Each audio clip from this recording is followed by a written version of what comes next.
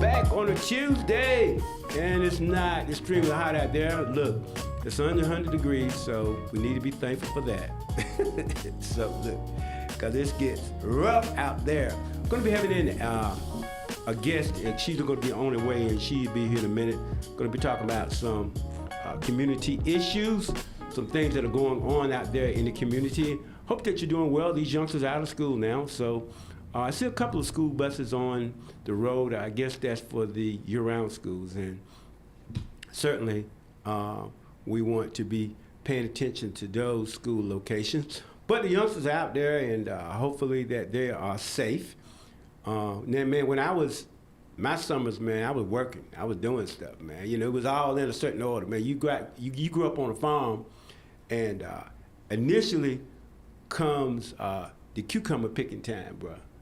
So you're out there, man, and actually, my father he would grow that, and we could pick them and then go sell them. There was a little market in our community, and I could make my own money. You know what I'm saying? We make your own money. You go there and they shake them down, they pay you for that. So he grew that. That was our own change. And then tobacco was the main crop. It still is the main crop to a lot of places around here. That. But back then, they would start harvesting tobacco probably in about July, right after July 4th. I think it's moved back a little bit now because I saw some tobacco plants and they look pretty low. So I don't think they'll be high enough or mature enough to do that. But that was summers. I mean, you get out and work. These youngsters now, I don't know what they do. What time do they get out of bed? I don't know. But look, this is my house. I would tell my daughter, I said, you can go with me, and on a number of occasions, I would dress her up, I'm going to a business meeting, and she would go with me. Or, if she's still there, bro, you gotta get up, because I'm not leaving nobody home in bed. You do what you want to do. I'm just telling you how I operate in my house. Look, I'm not gonna leave home and leave anybody in bed unless they're sick. You know what I'm saying? So if you're not well, you can be in bed. If you're well, you gotta be up. And you gotta be up, and the bed must be made up. Now, I'm not crazy. Somebody said, well, Brother Troy, after you left, she could get back in bed. This is true. But when I leave, you're gonna be up and the bed's gonna be made up. So now, I don't think that's been too harsh or hard or nothing like that, you know what I mean? Because, Reverend Carl, you've been in the military, tell them, that bed being made in the morning is a big deal. Yes, sir. In the military. And you know, see, there's a science behind that, folks. Look, you get up and you make up that bed and understand those of you all that have been in the military, especially if you go back to Vietnam era. You know, I don't know what they're doing now. You see what I'm saying? It's a little different now. You go back to that era, and that bed had to be made such that they flip a coin on the bed, and then the bed, and then the coin would bounce. Bump, you see what I'm saying? And that's how that works. But so here's the science behind this. You get up, and you make that bed correctly. And what you do is that's something that you've done right. So I don't care how the rest of your day goes, when you have gotten that bed straight in the morning and you wake up, then you good to go, buddy. You see what I'm saying? So even if you mess up the rest of your day, tell them, Reverend Carl, if that bed is straight, everybody's happy. Yes, sir. But, so that's, you got them corners and everything's tucked in, and that's the way those beds are in the military. And they serious about them beds. And look, you don't be on that bed or sitting on the bed or nothing unless you get ready to go to sleep in it. Am I right about it? Yes, sir. Now, I know some of y'all don't know that kind of discipline, but you know what, though? When you go through that stuff, it changes your life forever. And then when I was in the military, also I was in the Air Force had a branch that no longer existed called it Strategic Air Command, and short for SAC. SAC was so demanding that everything that you did in basic, you had to do that every day. I did it for 15 months, bro. 15 months.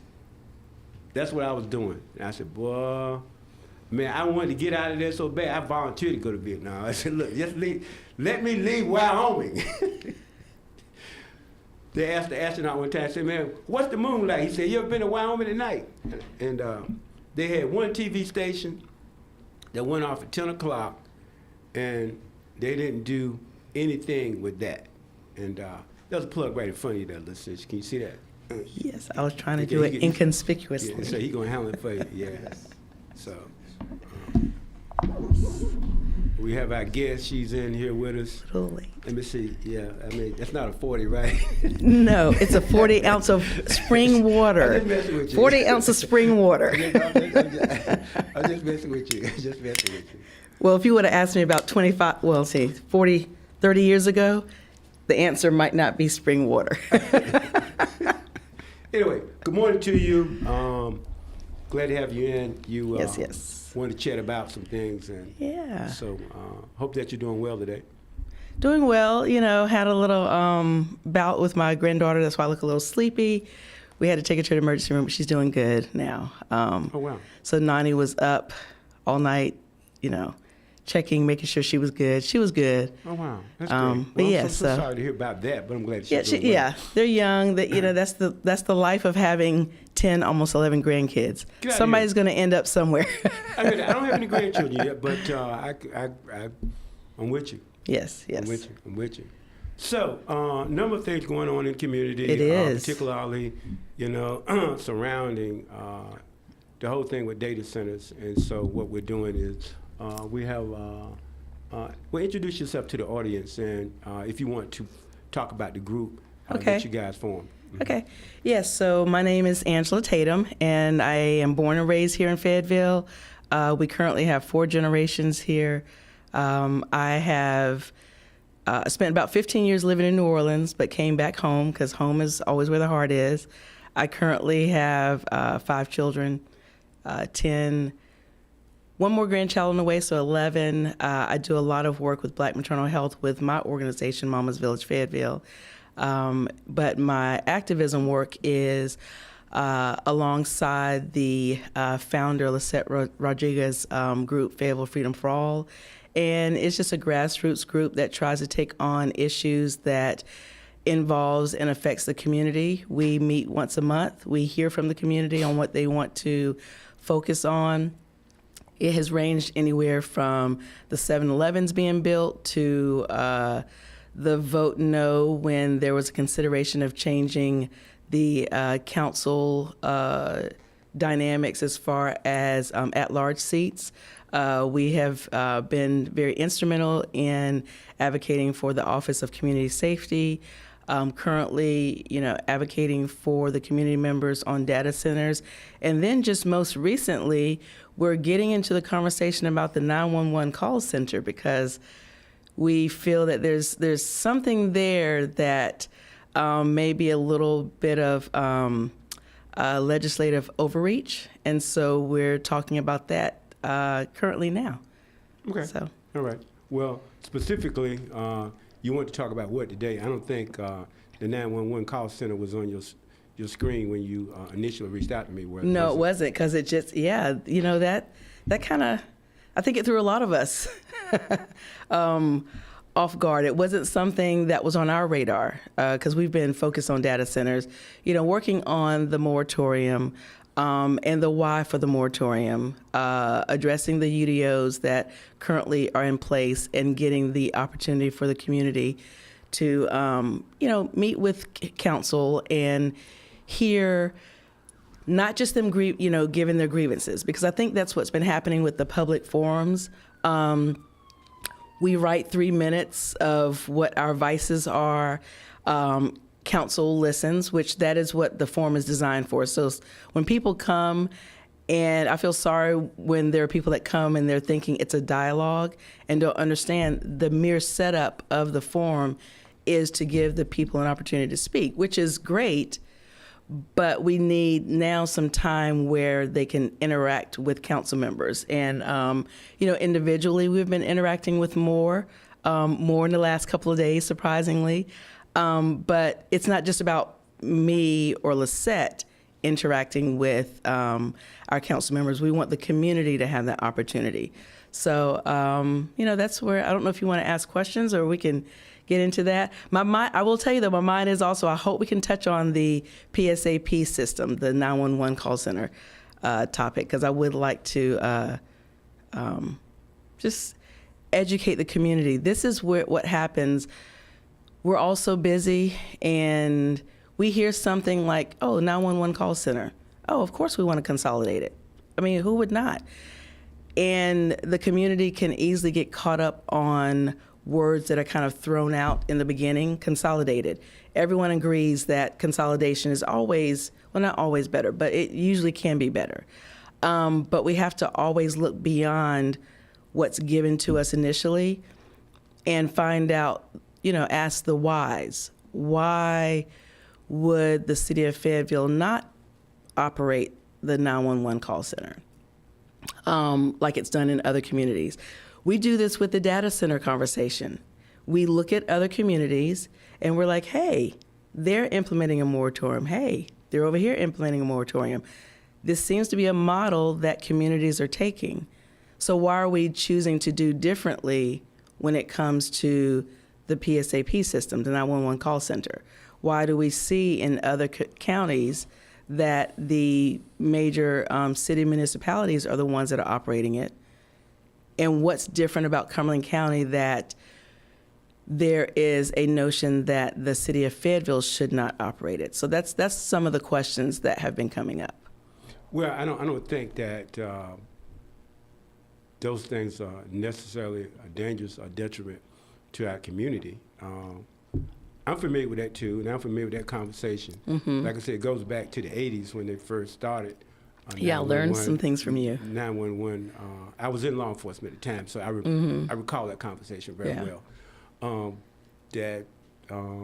And still, there's confusion sometimes, even right now, with it not being consolidated, where people are called and they don't really know who should be responding, whether it should be a county response or a city response. So I think, we compare ourselves to people. I know the mayor was in. He was talking about what they were doing in Charlotte, Mag, I think, and Raleigh. Greensboro. He mentioned Greensboro. But I think to me it's a little different for us to compare ourselves to those communities because there's a lot that's different, a whole lot that's different in those communities and how they operate and what they do as in Fayetteville. But I'm going to go back to the whole data center thing because that's what you initially called me about. And I want us to run the gamut with that first. Yes. So in your thinking, where are we with this? I think slightly, maybe a little better than when we initially spoke. Since we have talked, you and I initially on the radio, we have a 6-month moratorium with the county. It wasn't what the community was asking for. There was a range of 1 year to 3 years. Fayetteville Freedom for All fell in that 1 year timing of a moratorium so that, and just to remind people, a moratorium is not the thing that's going to prevent data centers from coming here. And then hopefully we'll talk about, data centers, hyperscaled ones and the ones that are needed for things like our hospital systems and everything. But, we need the moratorium to give us time to address the UDOs because everyone agrees that the UDOs, that is where the protection is going to come from. Well, instead of talking in acronyms, because our listeners don't know. Oh, I'm sorry. Right. And I want to say Uniform Development Ordinances. Right. There we go. Which are the things that it gives the parameters of what businesses and people that are building and coming in to do business, what they're able to do. Those are the parameters that are set. And the parameters can be what a municipality come together, and as long as they're within the legal Correct. boundaries that they're able to do. And that's where you hear us mention also about the downzoning. There was something put into the state legislation that once you have given a certain amount of regulations to businesses and developments, you can't then afterwards go back and say, oh, wait a minute, that was too much we gave to them, we're going to restrict it more. That's considered downzoning. So now you can give them more, so you can expand what they're able to do, but you can't go and restrict more of what they're able to do.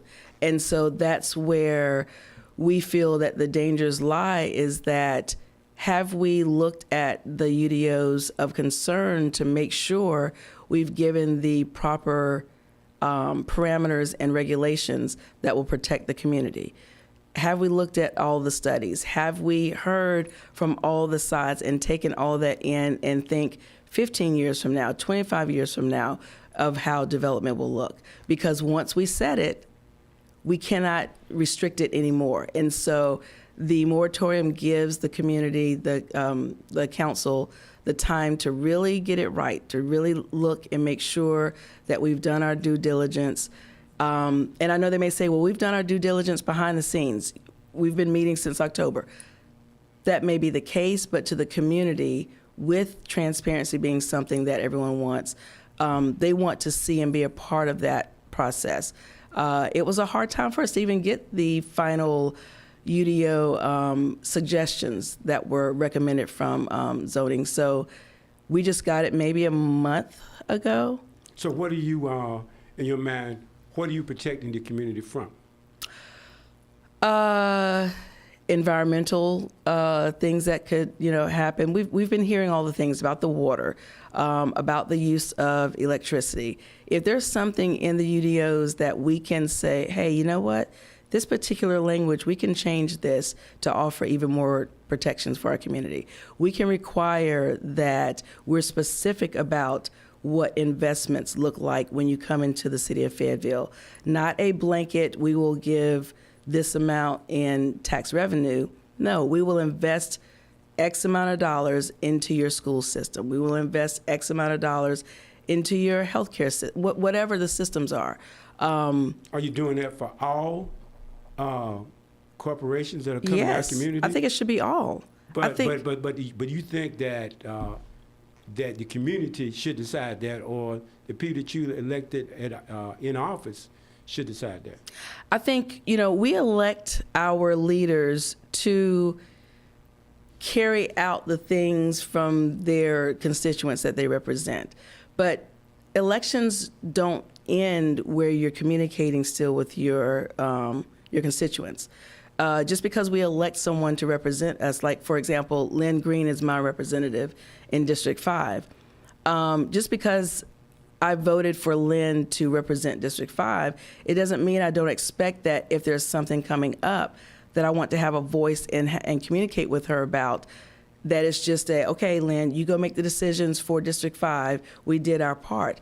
No, there's a continual relationship that you have with your constituents, and it should not be that you voted me in, so trust the way that I choose to, I'll hear you, I'll receive your emails, but then I'm going to make a choice based off of what I feel.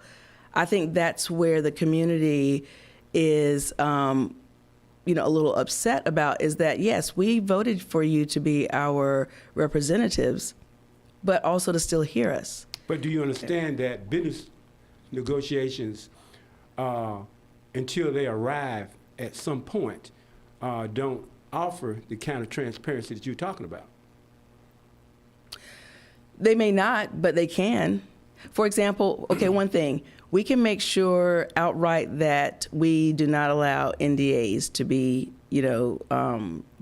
proposed to our council, non-disclosure agreements. So that's one way of ensuring if any business, I'm glad you pointed out that these UDOs are not specifically only for data centers, they're for businesses coming into the community. And so one thing is if businesses know we can't deal under the table or behind closed doors with Fayetteville. Fayetteville wants to make sure that their residents know who's coming in, what's coming in, and what they're facing. That's one simple thing. Just, eliminate the ability for businesses to offer and for City of Fayetteville to enter into NDAs. That will begin to allow time for the community to come in. Also with the by right, there are things that can be implemented when it comes to the by right. And by right means if a particular property is zoned a certain way, by right, that the owner of that land can, sell and do whatever they wish if it's under, if it's already zoned, instead of having to come in front of the council to get special approval and all the process for that. So there are ways that you can protect even against by right. There are so many things that can be added, and I don't want to just that's one thing that I think some in the community may feel that Fayetteville Freedom for All is trying to list our own personal things that need to be looked at. We're just trying to create space so that the community can be heard. We don't want it to just come from us. But you're not communicating with the whole community, are you? When you say not communicating, we take in account town hall meetings that we've held, virtual meetings that we've held, but we also, which I think many, but I'm only going to speak for myself and probably Lisette, we also look at what the conversation is online at community watch meetings. We've been going to more and more community watch meetings, and the moment the topic begins about data centers, you instantly start hearing people, well, we don't want that. We want to ban that, which that's another topic. We have to talk about the banning in that language because I think it's used sometimes in a confusing way. The news will title something a data center being banned if they got a moratorium. There is a notion, I have not done my due diligence yet in finding, is there a law that says you cannot ban a data center? I've heard some rumblings that, the state, they look down on municipalities restricting business coming in, and there can be some repercussions from that. But as far as a legal, a law that says you cannot ban it, I have not found one. But for the context, there are some people that want it banned. They don't want data centers, and I am one of them. I don't want them. Well, look, I need to go to a break, I would just say that these are businesses, and this is a Tier 1 community. Yes. And what do we want? Because right now we're poor.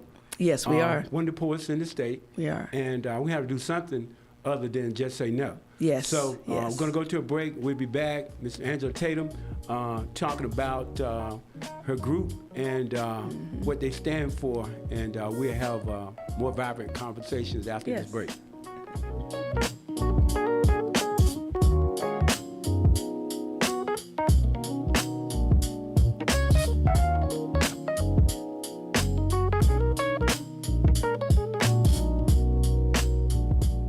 Looking for a fun challenge this summer? Join the Cumberland County Public Library for the Unearth a Story Summer Reading Challenge, happening through July 31st. Read great books, discover new stories, and earn rewards along the way. Participants can win prizes and will be entered into a grand prize drawing. The Summer Reading Challenge is open to all ages. To learn more, visit cumberlandcountync.gov/library or follow CCPLNC on social media. Negotiations and the war with Iran are continuing. Speaking with reporters before leaving Switzerland, Vice President J.D. Vance said technical negotiations on ending the war between the U.S. and Iran continue. North Carolina lawmakers this week will be weighing a bill that could exempt Buncombe County from North Carolina's new home valuation freeze. The U.S. Senate has passed a bipartisan housing bill that aims to bring down home prices and increase supply. Charlotte City Council on Monday named its replacement for outgoing Mayor Vi Lyles, who announced last month that she would be retiring at the end of June. The council named Robert Harrington as Charlotte interim mayor.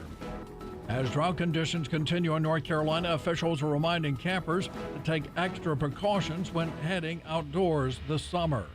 Mike Rayleigh, NCN News. I'm Jamie Monticelli, WIDU Radio News. Cumberland County Planning and Inspections is warning residents about a fraudulent email scam that's circulating.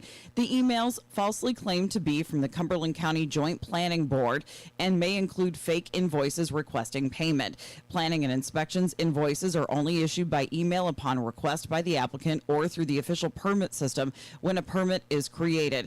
Planning and Inspections never request payment through wire transfer. To verify a request or report a concern, contact Planning and Inspections at 910-678-7600. Related incidents also may be reported to the sheriff at the sheriff's office at 910-323-1500.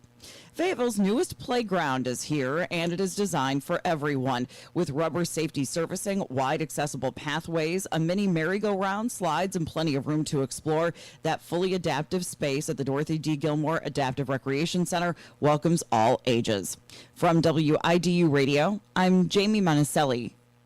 Starting out this morning, it is very warm and very humid, and then as we head into the afternoon, you're looking at high temperatures in the low to mid 90s. This is going to help fuel some scattered afternoon showers and thunderstorms.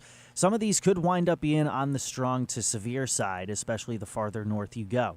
Heading into the overnight hours, we'll see a gradual dip in storm chances and temperatures upper 60s, lower 70s, highs mid to upper 80s, mostly sunny Wednesday. I'm meteorologist Chris Michaels in the NCN Weather Center. When we lose someone we love, the need for comfort, care, and guidance is more important than ever. At Herring Funeral Care and Cremations, we're here to walk you through every step. Located at 2720 Murchison Road here in Fayetteville, we are committed to serving families with compassion, dignity, and respect. Our experienced and dedicated staff will help you create a service that honors your loved one's memory, a final tribute that is meaningful, personal, and within your means. Whether traditional or uniquely tailored, we'll help you celebrate a life once lived with grace and understanding. At Herring Funeral Care and Cremations, your family becomes part of ours. Visit us today or call us at 910-488-6217 to learn more about how we can serve you when it matters most.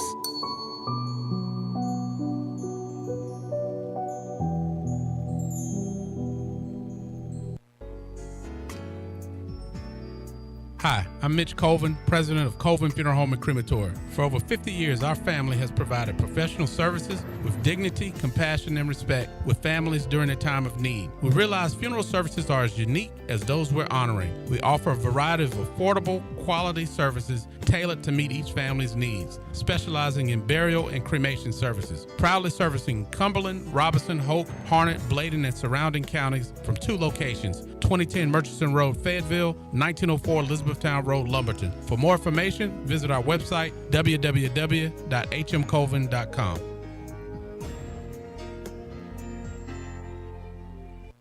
Remember the rotary phone?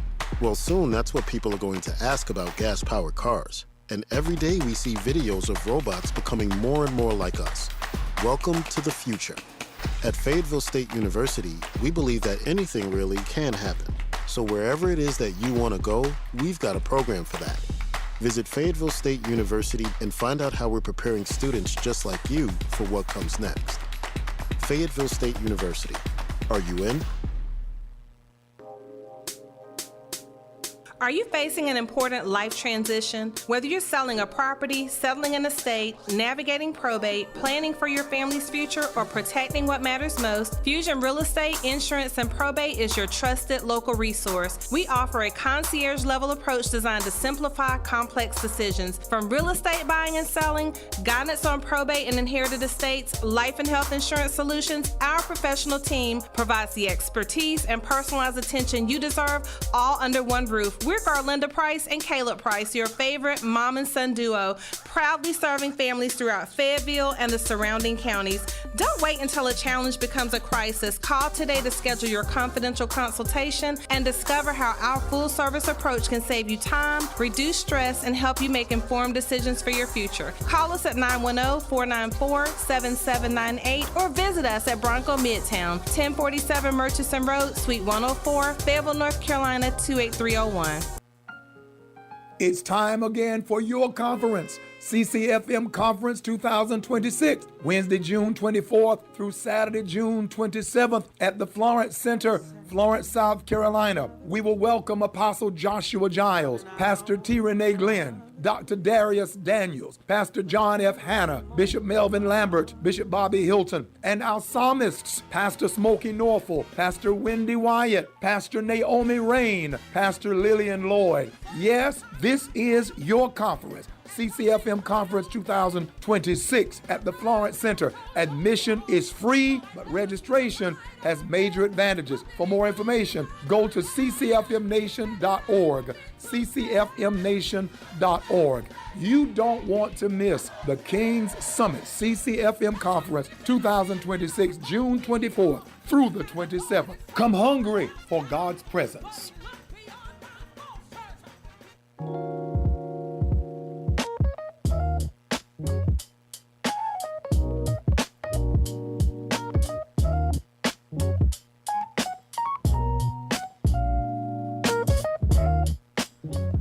And back to the second part of this hour here, we have Ms. Angela Tatum in talking about a number of community things. We're talking about data centers, which I'm sure you're aware that Fort Bragg is moving forward with data centers. Yes, they put out an RFP, request for proposals. Right. They haven't gotten any yet, but they have put out that request. Well, yes. you know, that's federal, so, you know. Yeah, and and that's why you won't even hear that within our conversations, because that's federal. You know, we can't be going out on Fort Bragg, having any kind.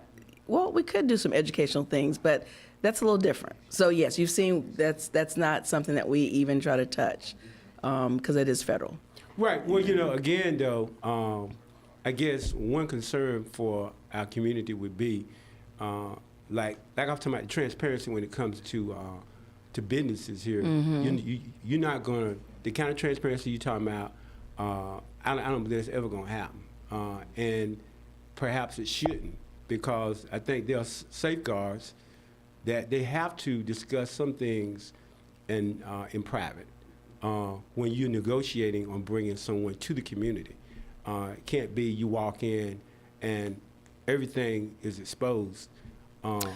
Well, yes. Corporations don't function in that manner. Well, yes. So NDA, when you have an NDA, it's not saying that some things cannot be confidential. Even with my organization and my business, when I'm bringing on doulas, there are, very few, but there are some things that fall under an NDA, because there's proprietary information. There's things that I've created a model that I think is valuable, and so I protect that model. So even with the city now, the city, when they have certain issues or instances that are going on, there are times when they have to go into closed session, and we're not saying there's just a blanket every single thing like you're negotiating, because you can, when you have competitors out there, correct, if you're showing what you're willing to do, that competitor, I've seen that done when I first moved back with the purchase of the Prince Charles.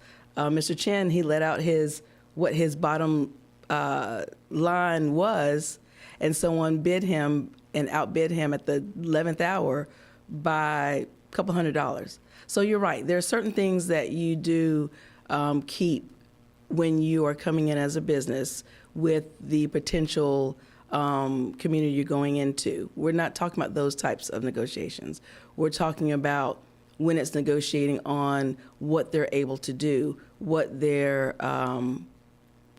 city gives them as far as that it will affect the community directly. So we're not talking about the business deal directly. We know that figures and numbers, for the most part, would not be given. But we're talking about the bigger issues of letting them come in, and the city gives them, okay, you don't have to pay this, you're able to do this. And then we find out after the fact when the community had no opportunity to voice their, support or opposition. But Either understand, way. that's what representative government is about. It's just that everybody's not elected to represent. I mean, that's what representative government is about. When you vote for these folks and they go to the table, they are, a part of their job is to do what you're describing. So now, how many people is it that you think out of the 200,000 plus here in Fayetteville that you all actually connect with in any kind of way? I think we throw the two different numbers out depending on the situation. It is over 200-something thousand residents. But we have about, 20-something thousand actual voters as well. So as far as talking to the 200-some thousand residents. No, but we're talking about registered voters are people who have voted in previous elections. Right, But yes. the registered voter number is much higher than that. Registered and those that actually, you're right, and you're right. What I'm saying, but There's- you see, but I'm saying, but Yeah. even still, a registered voter is still a registered voter, whether they chose to vote or not. Yes. It's still a registered voter. We're talking about out of the registered voters, okay? Which in that number, what's about 80-some thousand, something like that. Yeah. You know what I'm saying? Yeah. But I mean, how many of those folk do you believe that are connecting with you and your group? Okay, so I'm going to use social media, and this is not my my level of expertise when it comes to social media, reading algorithms, but I do know, like when you say like your reach, you can tell, like for example, this show, you can go and tell what the reach is. The shows I go on, I tend to get a good reach when I'm on those shows. It could be 5,000, 7,000, 20,000. Now, the algorithms will also show you within your area, because people can say, well, you have followers from all over the country, the world. How can you say that those are people that live here? You can pinpoint to see the engagement for local engagement. So when you say reach, it's going beyond the traditional, what you and I are used to, like face-to-face communications, coming to meetings. It's also including the reach that you're able to get on social media, on Instagram, and how people are engaging. There are some posts I look and I see hundreds of comments. Now again, we know because it's social media, we can't filter out exactly who's living here, but what we can filter out is that everyone commenting are opposed to how data centers are going into our community or the communities that they live in. So I can't give you an exact number because I know, but you give me a lot, but I'm just trying to get what you believe is an approximate number of people that you're dealing with in Fayetteville. In Fayetteville, I would say easily, and I'm probably lowballing, 5,000 to 10,000. Okay, all right. So so that 5,000 to 10,000 people, but the average district in Fayetteville is what, around about 30,000, something like that. We're talking about the district breakdown. Remember I said lowballing though. I know, I'm saying that, but you in District 5, but I'm saying I believe the average district around 20. Let's say from 25 to 30,000. Okay, so when you all are representing things in a particular way, and your advocacy, you're advocating somewhat what you believe, or that 5,000 or 10,000, not Fayetteville. Well, I mean, but we could flip that back onto the, city council. When they say things like, I've heard from my constituents, surely we don't believe they've heard from all 30+ thousand of their constituents. It's the limited number that they have access to via emails or phone conversations or text messaging or their community watch meetings. I will tell you, if we're gauging, let's just take the community watch meetings. There has not been a community watch meeting that we have been going to in all of the districts where there is an overwhelming support of data centers coming here. We have not seen that at all. So even now, if you go to a community watch meeting and someone says, well, my constituents aren't talking about that, it's usually because that representative is not introducing the subject. But once the topic because I've seen it, where we'll listen to how it's ran, and then the moment one of us will bring up the data center conversation, we then now garner the attention because people want to ask questions. They want, sometimes it's their first time having one-on-one, face-to-face conversations about this, which should not happen. But here's the difference between you and your group and an elected official. Elected official is there. Now, whether people choose to engage with them or not, that's on them. But they ought to know who their representative is, even if they don't know. They that's should know. Canvassing in a city, a lot of people. But again, that's on them. I mean, if they don't know who their representative is, it's not the fault of the person that's elected. I had a good friend say one time, in order to operate in a democracy, you have to be a knowledgeable person. You do. And that's something that you do. As adults, mature adults, ought to take that upon themselves to connect with whomever they representatives are. Yes. And if they have a question concerning something, they know who to go to concerning that. Now, the average person out there, even if they're disengaged, if there's something they don't like, you see City Hall fill up. And a lot of those people, maybe they didn't vote in the past election, but they'd be standing down there. You won't get any, I'm with you on that. I think with people. With a complaint, you see what I'm saying? And that's all I'm saying. So I'm saying is that your group, do you guys try to build a coalition of individuals, I'm talking about elected officials, that support the kind of things you do? Yes. And I want to explain that carefully, though. Our group is intentionally intended to be grassroots for the community. What does that mean?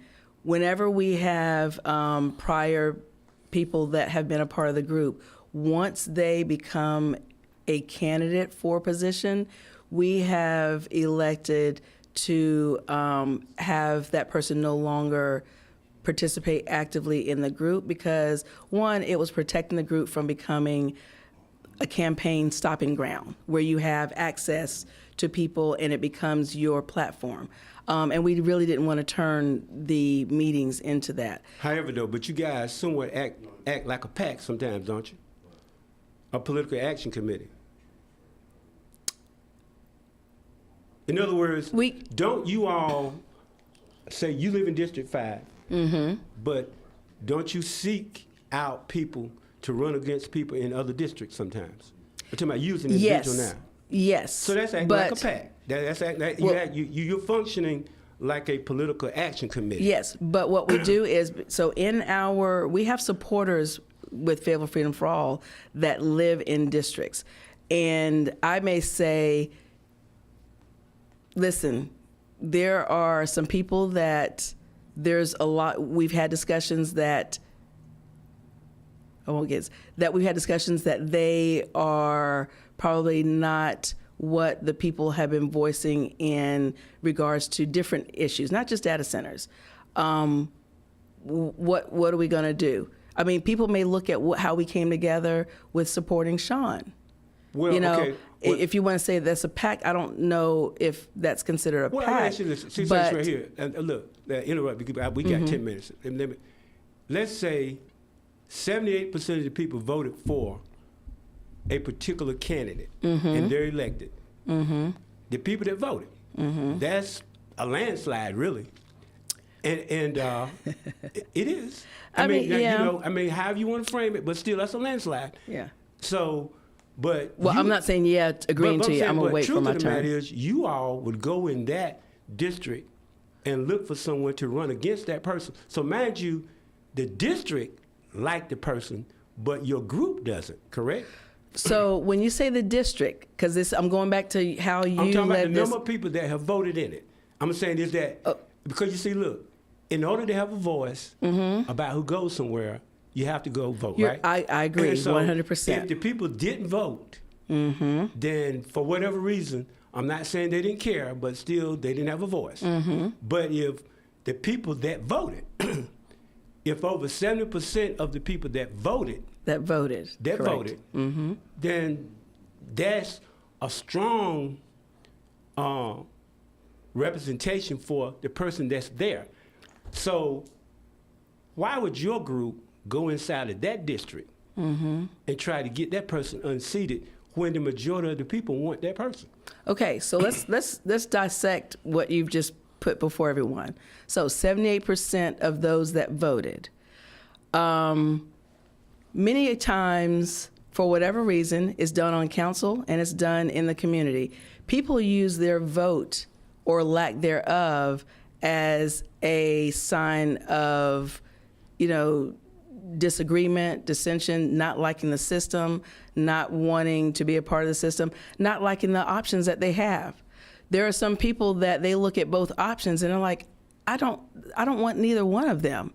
And so when you're left with the number of voters and 78% vote for a certain person, to me, when you have 25, 30,000 in that district, that means there's a whole host of potential voters out there that have expressed their displeasure, but you need to realize, like what you just said, you can't express it if you don't vote. So engaging people and getting more voters out to say, listen, if you're going to sit, there were a few of them that were present at the council and also a meeting that we had the other day.